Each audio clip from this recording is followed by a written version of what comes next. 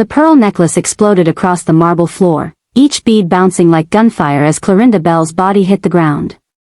The Drake Hotel ballroom, seconds ago filled with laughter and clinking glasses, turned into a frozen nightmare. Megan Wilson's champagne flute slipped from her fingers, the liquid spreading like blood across white linen. She was already standing, already moving, her body responding before her mind could tell her to stay invisible, to remain the quiet black woman sitting alone at table 17, the outsider who shouldn't even be here.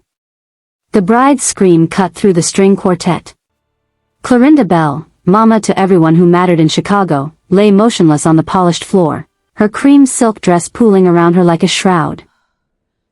Her son had been mid-toast, one hand raised with a crystal glass, his navy suit immaculate, his slicked hair perfect. Now Chester Arthur stood paralyzed, the glass still gripped in white knuckles, his face emptied of all expression except the kind of terror that money can't fix. Megan's heels clicked rapid fire across the ballroom. She dropped to her knees beside Mama, ignoring the wall of men in expensive suits who closed in around them like wolves protecting their wounded alpha. Her fingers found the elderly woman's throat, pressing for a carotid pulse. Thready. Barely there. She ripped open the delicate pearl buttons at Mama's collar, her dark hands moving with surgical precision against pale, cooling skin. Back up, Megan commanded, not looking at the circle of hostile faces above her.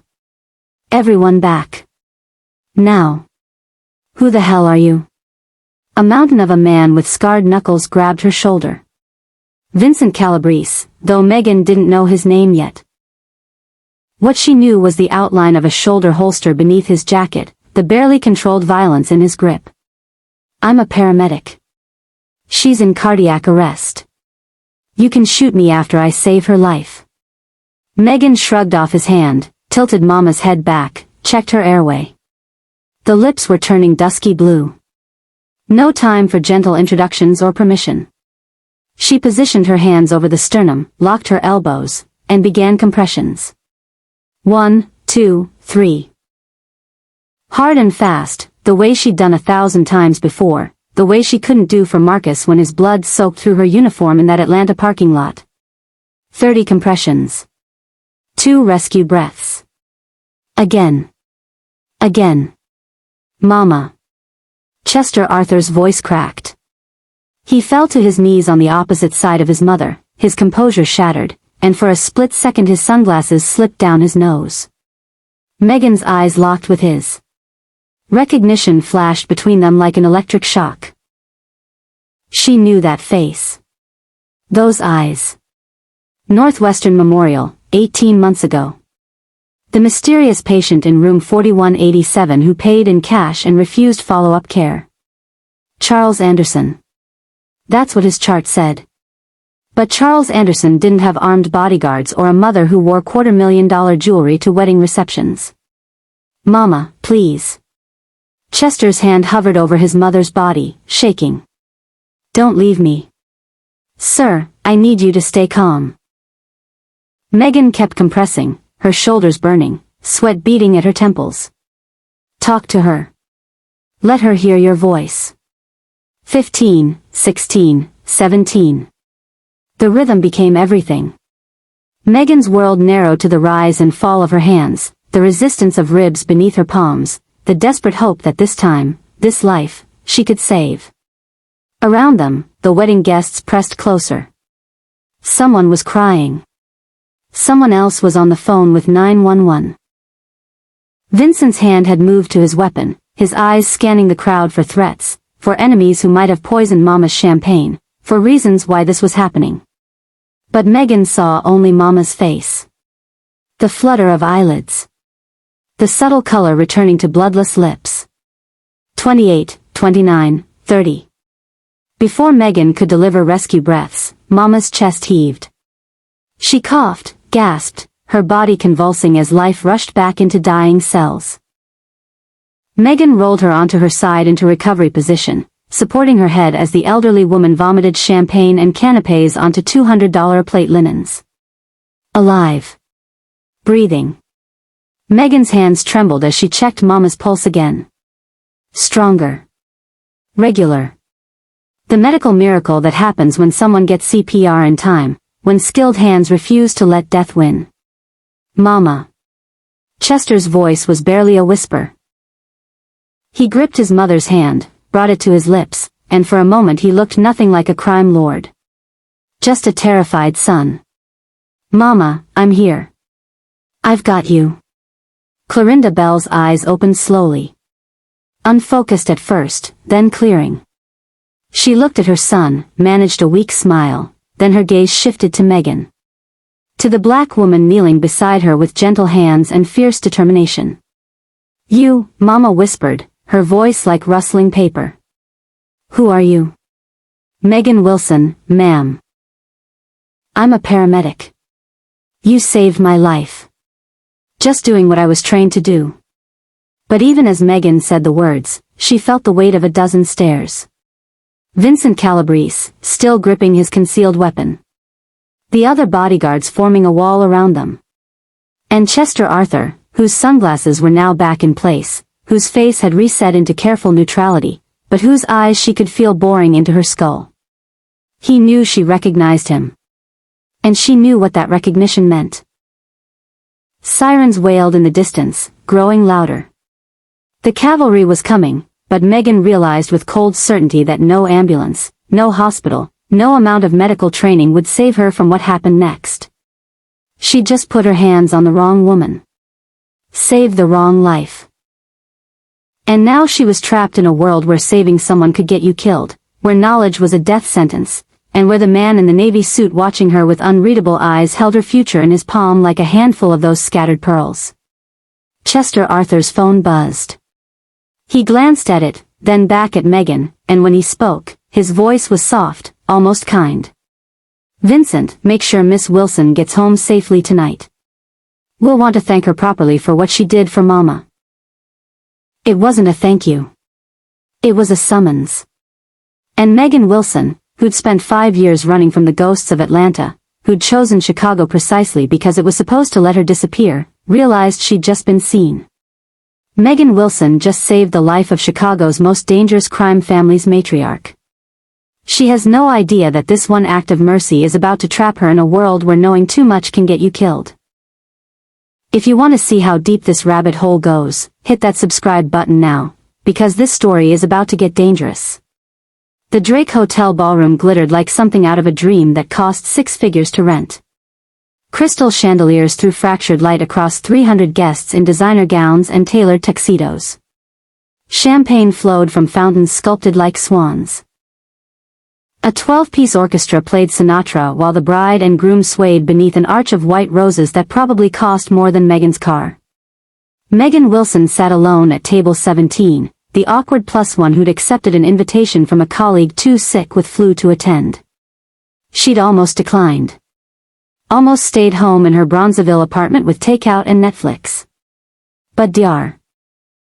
Sarah Chen had been insistent, had already paid for the plate, and had promised Megan it would be good networking. So here she sat in a borrowed navy dress that didn't quite fit, nursing sparkling water while around her Chicago's elite laughed and toasted and pretended they didn't notice she was the only black woman in the room who wasn't serving drinks. She was watching the father-daughter dance, thinking about Marcus, about how he'd never walk anyone down an aisle, when movement caught her eye. The groom's mother, an elegant woman with silver hair swept into a chignon and a strand of pearls that caught the light like captured stars, stumbled mid-step. Her hand went to her chest. Her face contorted. Then she fell. The pearls scattered across marble like dice thrown by fate. The sound of her body hitting the floor cut through Vivaldi like a gunshot. For one frozen heartbeat, nobody moved. Then chaos erupted. Women screamed. Men shouted. The orchestra stuttered to a discordant stop. And Megan was already moving, her chair scraping backward, her training overriding every survival instinct that screamed at her to stay invisible, stay safe, stay in her lane. She hit the floor running. Guests scattered as she pushed through, her voice cutting through panic with surgical authority. Move. Medical emergency. Everyone's back. Clorinda Bell lay motionless, her cream silk dress pooling around her like spilled milk. Megan dropped to her knees, fingers finding the carotid pulse. Weak. Thready. Failing. Someone call 911, Megan commanded, already tilting Mama's head back, checking her airway. Blue lips. No time for gentleness. She ripped open pearl buttons, positioned her hands over the sternum, and began compressions. 1. 2. 3. Hard and fast. 30 compressions, 2 breaths. Again. That's when the wall of men materialized around her. 5, 6, maybe 7 bodyguards in expensive suits with hard eyes and harder hands reaching for concealed weapons. The closest one, a mountain with scarred knuckles, grabbed her shoulder. Get off her. Touch me again and she dies. Megan didn't stop compressing. Back up. All of you. Now. Then he arrived. The crowd parted like the Red Sea, and Chester Arthur fell to his knees across from Megan, his immaculate navy suit creasing, his slick-back dark hair perfect even in catastrophe. But his eyes, those cold eyes that had probably ordered deaths without flinching, were wild with terror. Mama.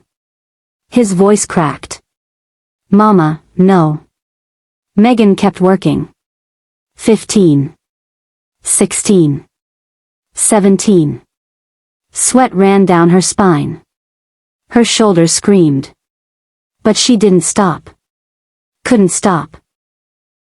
Not when those 3 minutes she'd been late for Marcus still haunted her dreams. 30 compressions. 2 breaths.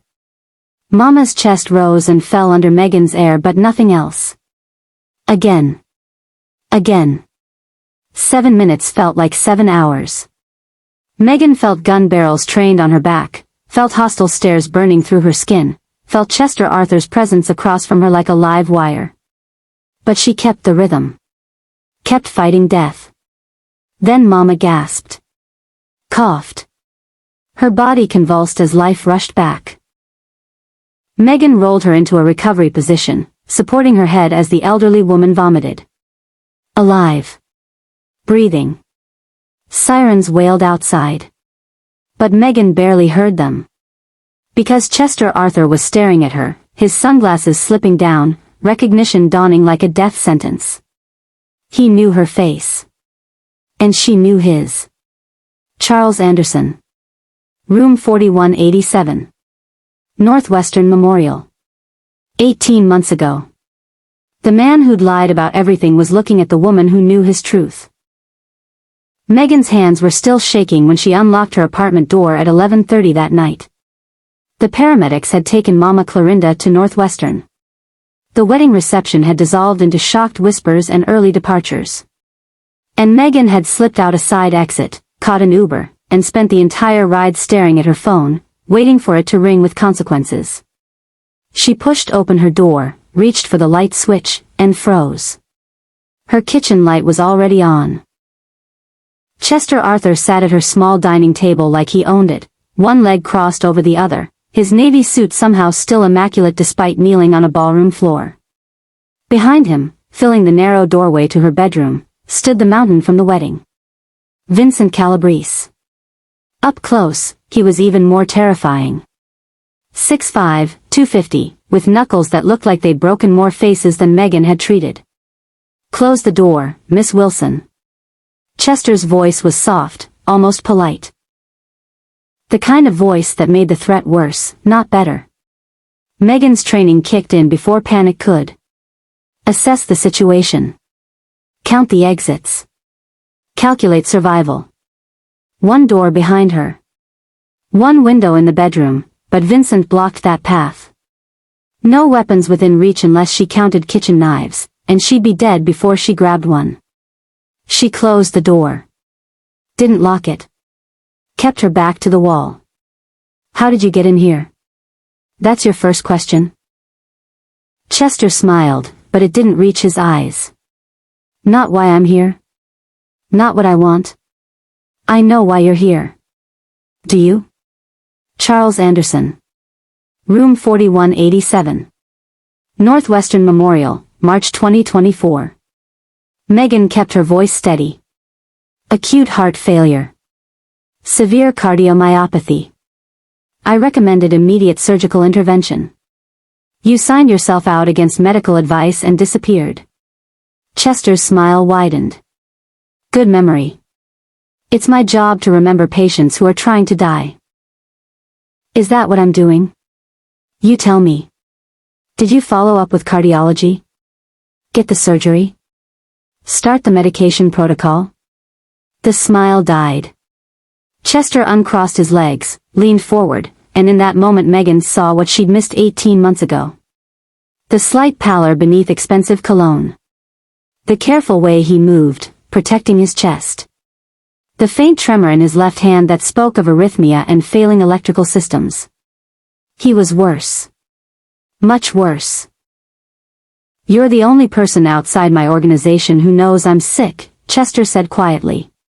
The only medical professional who could connect Charles Anderson to Chester Arthur. That makes you either very valuable or very dangerous. I'm bound by HIPAA.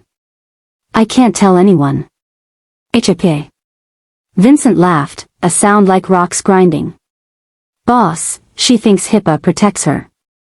Chester held up one hand. Vincent went silent. The control was absolute, terrifying in its casualness.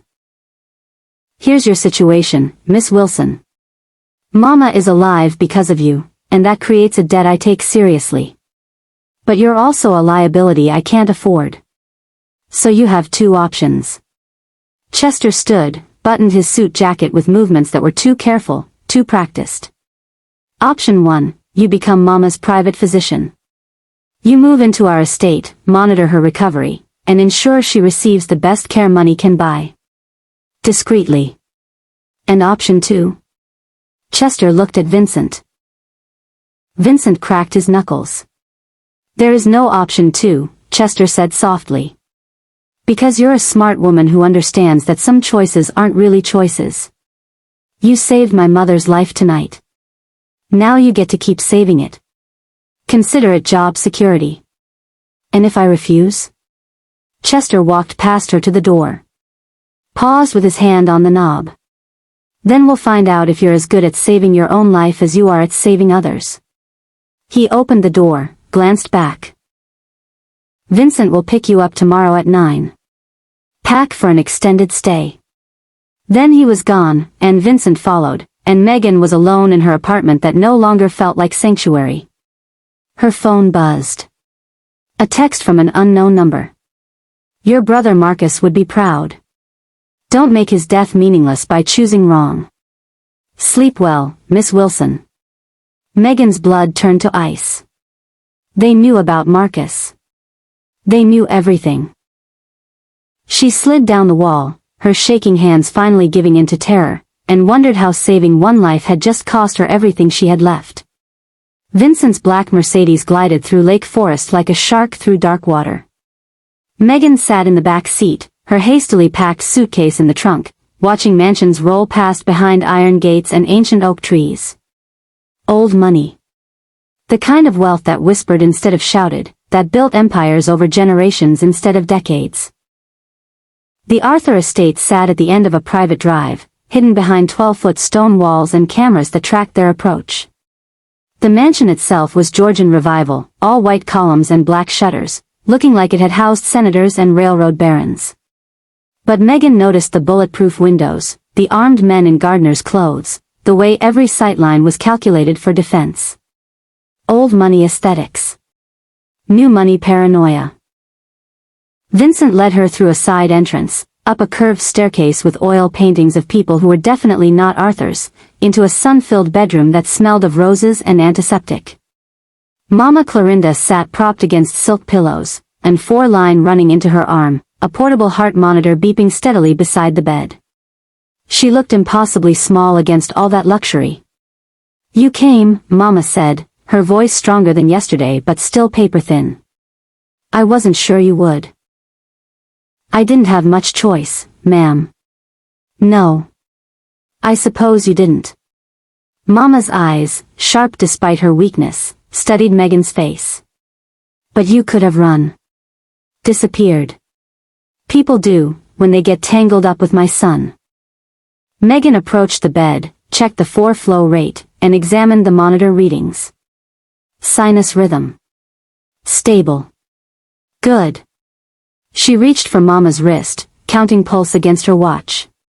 Why didn't you run? Mama asked quietly. Because you'll die without proper care. And I've watched enough people die. Something shifted in Mama's expression. Warmth, real and unexpected, softened the aristocratic features.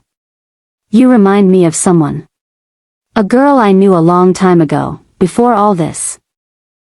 Before Chester built his empire to protect me. She squeezed Megan's hand. She had your eyes.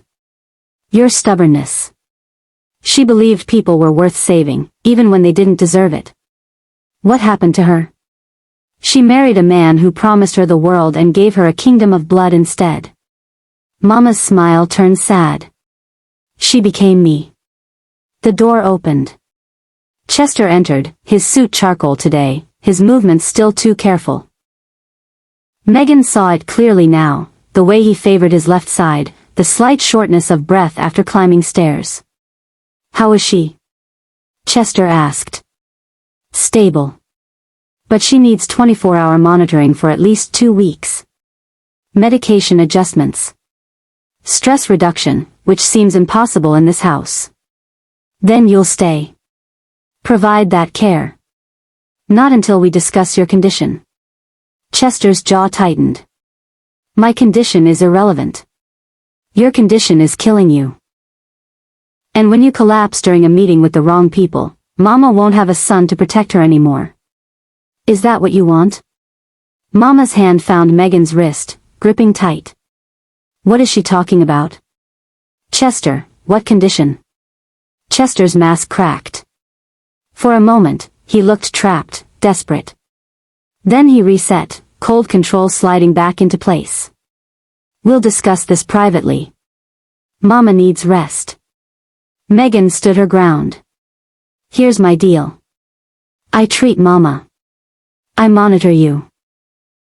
But you follow my protocols exactly. Medication, tests, lifestyle changes. And you seriously consider the surgery you've been avoiding. And if I refuse? Then I walk out that door, and you can explain to your mother why you're choosing pride over survival. Chester stared at her for a long moment. Then, impossibly, he smiled. Vincent will show you to the guest house. You start tomorrow. He turned to leave, paused. Welcome to the family, Miss Wilson. Try not to make me regret keeping you alive. The door closed. Mama squeezed Megan's hand again, tears in her ancient eyes. Thank you, she whispered. For saving him from himself. But Megan wondered, as she followed Vincent to her new prison, if she'd just saved Chester Arthur or signed her own death warrant. The medical files arrived in a locked briefcase delivered by Vincent at 3 in the morning. No explanation. Just a manila envelope with a key and a note in precise handwriting. Everything you asked for. Megan spread the contents across her guest house kitchen table and felt her stomach drop. 7 different hospitals. 12 different names. Charles Anderson at Northwestern Memorial. Robert Hayes at Mayo Clinic. David Sullivan at Cleveland Clinic. Each visit fragmented, incomplete, deliberately obscured. But together, they told a story that made her hands shake. Advanced dilated cardiomyopathy. Ejection fraction at 30% and falling. Ventricular arrhythmias that would kill him if stress spiked his heart rate. 3 separate cardiologists, none knowing about the others, had independently recommended immediate surgical intervention. Chester had ignored all of them. Megan calculated timelines, cross-referenced medications, and built a complete picture from broken pieces. The math was brutal and absolute. 8 months. Maybe 6 if he kept living like this. Maybe 3 if Vincent's coup forced a violent confrontation that sent his heart into a fatal rhythm. She found Chester at dawn in his study, a room that pretended to be a gentleman's library but fooled no one. Leather-bound books lined mahogany shelves, but Megan spotted the telltale gaps where weapons hid. A crystal decanter of scotch sat untouched on the desk. Chester himself stood at the window, watching sunrise paint Lake Michigan gold, one hand pressed against his chest in a gesture he probably didn't realize had become a habit. "You're dying," Megan said from the doorway. Chester didn't turn. "We're all dying, Miss Wilson. Some of us just have better schedules. 8 months. That's your schedule. 6 if you're unlucky. 3 if Vincent gets impatient." Now Chester turned. In the morning light, he looked older than his 42 years. Tired. Almost human. "You read the files." "All of them." "Charles, Robert, David. 7 different names, same failing heart. Why didn't you get the surgery?" "Because surgery means weakness. Means someone has to run things while I'm unconscious and vulnerable. And the moment my organization sees weakness, they'll tear each other apart fighting to replace me." Chester moved to his desk, sank into the leather chair like it hurt. "You think I'm afraid of dying? I've been dead inside since I was 15. I'm afraid of what happens to Mama and Diane when I'm gone." "Your sister. The one Mama mentioned. Diane's 26.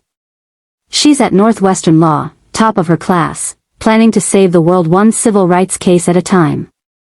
She doesn't know what I do to keep her safe. What I've become."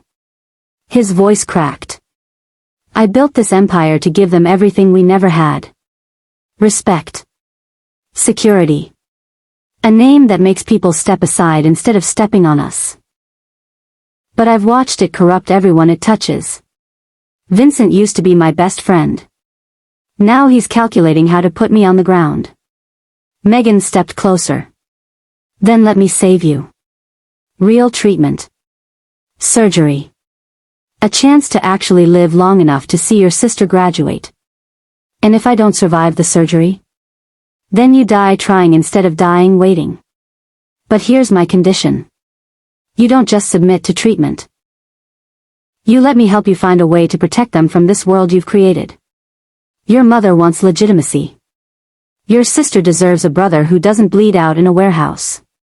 Megan held his gaze. "Do you want to live, Chester? Really live? Or do you want to be a cautionary tale?" Chester was quiet for a long moment. Then he opened a drawer, pulled out a folder, slid it across the desk. "Mama's been buying legitimate businesses for 5 years. Pharmacies, medical supply companies, real estate. She thinks I don't know." He smiled sadly.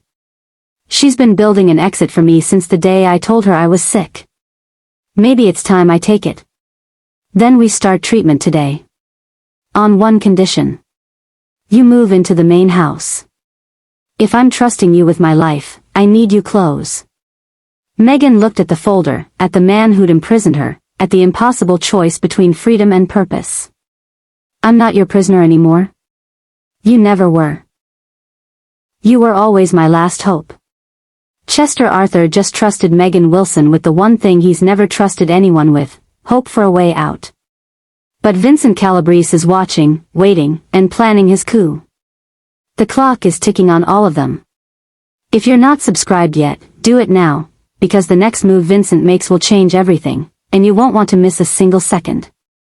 The warehouse stank of fish and diesel fuel and violence waiting to happen. Megan stood in the shadows behind Chester, trying to be invisible while 6 men from the Moretti crew sat across a scarred metal table covered with territorial maps and surveillance photos. This was her 3rd meeting in 2 weeks. Chester insisted she accompany him everywhere now, partly for medical monitoring, partly because her presence was a message, he wasn't hiding anymore. But tonight felt wrong. Vincent had positioned himself too close to the Morettis. His body language was open, almost friendly toward men who'd killed 3 of Chester's soldiers last month. And he kept glancing at his watch like he was waiting for something. "The South Side distribution stays ours," Chester said, his voice calm despite the tension crackling through the room. "You push into Bridgeport again, and we'll have a real problem." Marco Moretti, 50-something with silver hair and dead shark eyes, smiled.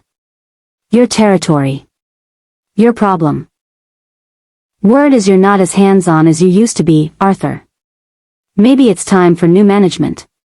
Vincent leaned forward. Maybe Marco's right, boss. Maybe we should discuss your recent health issues. Your capacity to lead. The room went silent. Megan's pulse spiked. This was it. The setup. Chester's jaw tightened. My health is none of your concern. It's all our concern when the man running Chicago can barely climb stairs. Vincent's voice carried across the warehouse. How long have you been sick, Chester? How long you been hiding it? Marco leaned back, interested now. Smelling blood. Chester stood slowly, his hand moving toward his chest in that unconscious gesture. Vincent smiled. He was pushing, deliberately provoking, waiting for Chester's heart to betray him in front of rivals who'd exploit any weakness. Megan's phone buzzed. She glanced down at the screen, then gasped loud enough to cut through the tension. Mr. Arthur. Her voice shook with perfectly calibrated panic. It's the estate. Your mother. They're saying cardiac emergency. We need to go. Now. Chester's mask slipped. Real fear flooded his face. Mama? They're calling an ambulance. But if we leave now, we might make it before. Chester was already moving, his mother's crisis overriding everything. Vincent's face twisted with frustration. Marco looked confused. The meeting dissolved as Chester headed for the door, Megan right behind him. They were in the Mercedes, Vincent driving with barely controlled rage, when Megan showed Chester her phone. The text she'd sent herself 2 minutes ago. The fabricated emergency that had saved his life. There's no crisis, she whispered. Mama's fine. I checked her vitals an hour ago. Chester stared at her, then at Vincent's reflection in the rearview mirror. Understanding dawned cold and absolute. Vincent knew, Chester said quietly. He was waiting for me to collapse. In front of Marco. In front of witnesses. He positioned himself with them. He escalated deliberately. He wanted you to have an event. How long have you known? Since he smiled when Marco mentioned your health. Nobody loyal smiles at that. Chester was silent for the rest of the drive. But when they reached the estate and Vincent opened the door, Chester's voice was ice. You're demoted. Effective immediately. Security detail only. Anthony takes your position. Vincent's face went from shock to fury. You're making a mistake. The only mistake was trusting you. Chester walked past him. Miss Wilson saved my life tonight. What did you try to do? Vincent's eyes found Megan's in the darkness. The hatred there was pure and promised. You just made an enemy, a medical girl, he said softly. Sleep light. Megan watched him disappear into the night and understood with crystalline clarity. She'd just chosen sides in a war where losing meant disappearing into Lake Michigan. Sunday dinner at the Arthur estate was supposed to be sacred. Mama presided over roasted chicken and polite conversation while pretending her son didn't run half of Chicago's underworld. Megan had been excused, thank God, claiming she needed to monitor a patient in the guest house clinic. The patient was Tommy Ricci, 23 years old, with a knife wound in his side that couldn't go to a hospital without police reports and questions nobody wanted answered. Megan worked by lamplight, stitching flesh with practiced efficiency while Tommy bit down on leather and tried not to scream. Almost done, Megan murmured, tying off the final suture. You're lucky it missed anything vital. Lucky, Tommy gasped. Right. The clinic door opened without warning.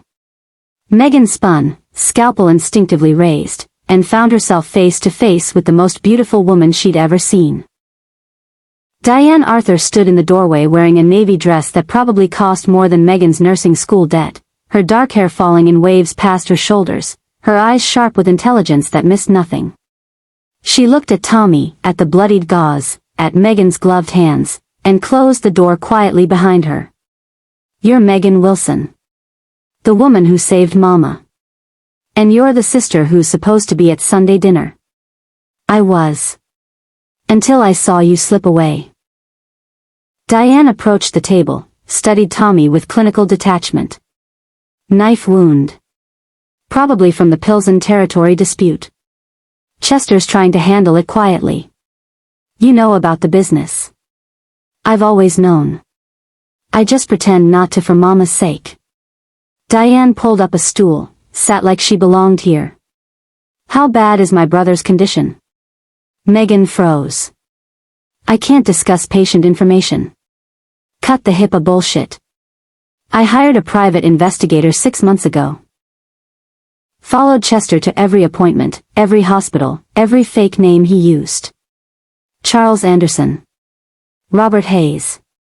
David Sullivan. I know he's dying. I know you're the only one who can save him. Diane's voice cracked. So please, stop pretending and tell me the truth. Megan looked at this brilliant young woman, this law student fighting for civil rights, this impossible dream of legitimacy born from organized crime. She saw Marcus in Diane's eyes. The potential. The future stolen by violence. 8 months without surgery. Maybe less. Diane's composure shattered. Tears spilled down perfect cheeks. He's doing this for me. You understand that? Everything he's become, every terrible thing he's done, it was so I could go to Northwestern. So I could have a clean name. So I wouldn't end up like him. He told me. When we were kids, we had nothing. Mama worked 3 jobs. We wore second-hand clothes and ate cereal for dinner. Chester was 15 when he started running packages for the old syndicate. By 17, he was killing people. Diane wiped her eyes. He sacrificed his soul so I wouldn't have to sacrifice mine. And now he's dying because he's too proud to show weakness. I'm trying to save him. Then you need to know what you're up against. Vincent's been meeting with the Morettas 3 times in the last week. My investigator documented everything. There's a coup coming, and when it does, Vincent won't just kill Chester. He'll kill everyone Chester loves to erase his legacy. Megan felt ice settle in her chest. Including you. Including all of us. You, me, Mama. Anyone who represents the future Chester wanted instead of the past Vincent craves. Diane stood, handed Megan a flash drive. Everything's on here. Vincent's meetings, financial records, texts. Use it when the time comes. Why are you giving this to me?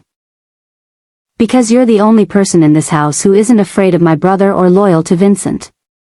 You're here because you can't let people die. Diane smiled sadly. Save him, Megan. Save the man, not the monster. Please. The call came at 2 in the morning. Megan was reviewing Chester's latest EKG, noting the worsening arrhythmia pattern, when his bedroom door slammed open. He was already dressed, already moving with that dangerous energy that meant violence was coming. We're going to Pilsen. Get your medical bag. Chester, you had an episode 6 hours ago. You need rest, not. The Santos cartel just hijacked $40,000 worth of pharmaceuticals. If I don't respond, every crew in Chicago will think I'm weak. Get your bag. Now. The warehouse was a concrete tomb in an industrial wasteland. 4 black SUVs pulled up in formation, and Chester stepped out despite Megan's whispered protests. She saw Vincent emerge from the second vehicle, saw the calculating gleam in his eyes. This was exactly what he wanted. Chester walking into danger while his heart was already failing. Inside, the Santos cartel waited. 8 men with automatic weapons and the kind of confidence that came from thinking they'd already won. Their leader, a man they called Diablo, smiled when Chester entered. Arthur.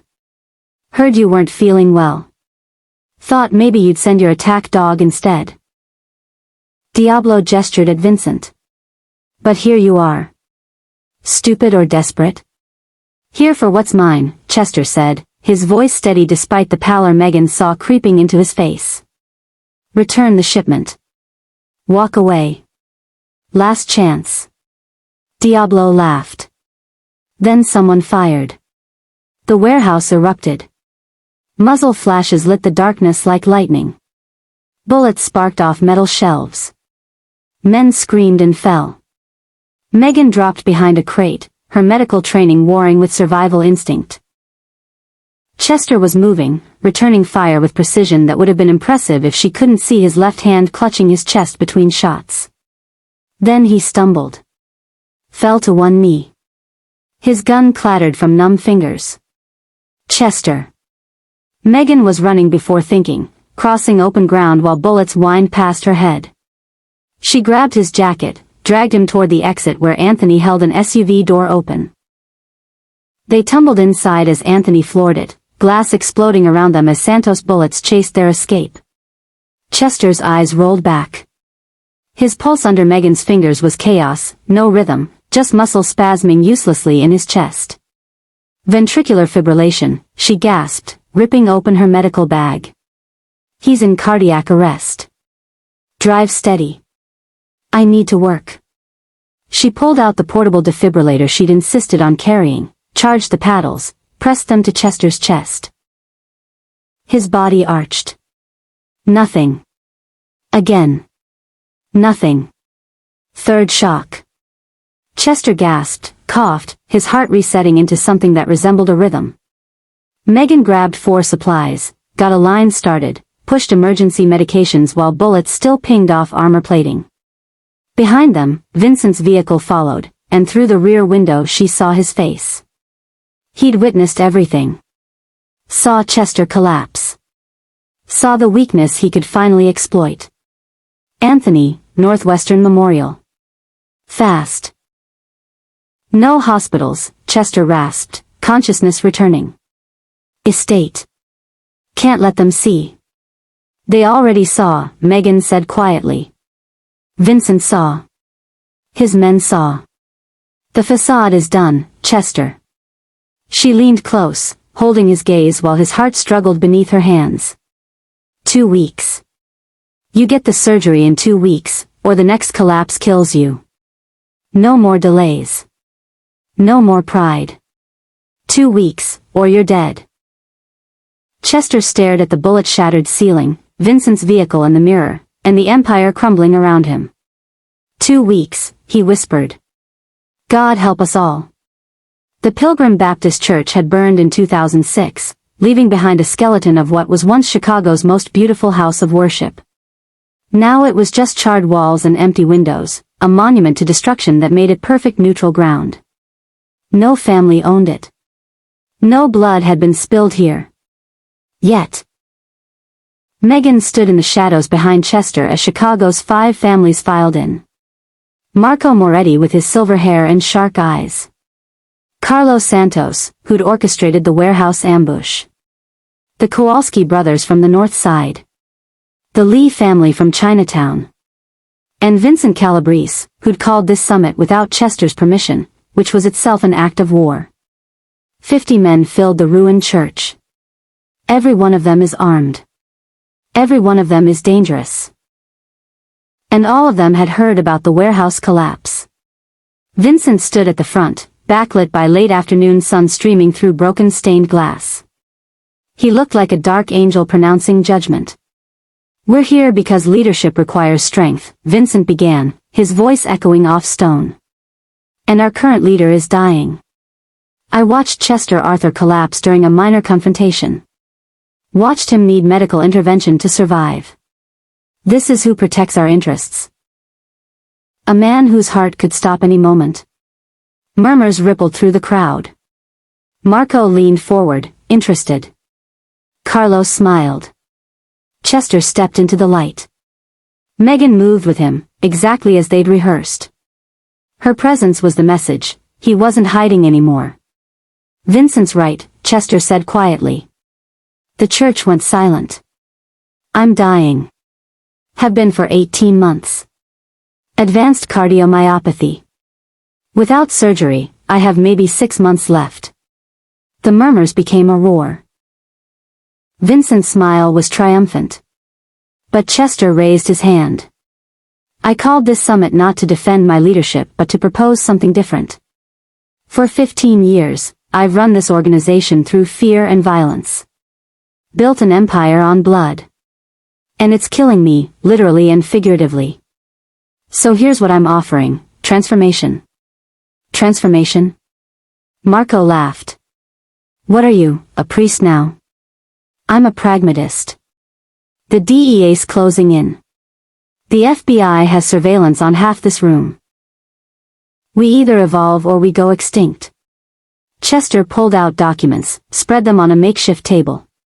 The Arthur Syndicate has legitimate pharmaceutical distribution infrastructure. Licenses. Supply chains.